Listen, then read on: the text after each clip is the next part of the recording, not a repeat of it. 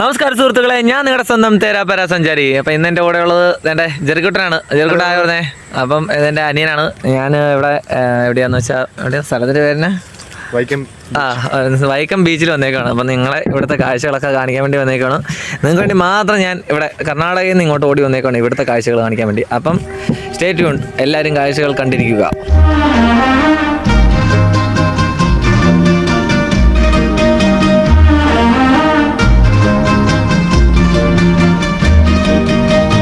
ആ കാണുന്നത് ചൂരൽക്കടവിൻ്റെ ഭാഗങ്ങളാണ്. നല്ല ആൾത്തിരക്കുള്ള ഏരിയയാണ്. ഇന്ന് ഞായറാഴ്ച ആയതും കൂടെ നല്ല തിരക്കുണ്ട്.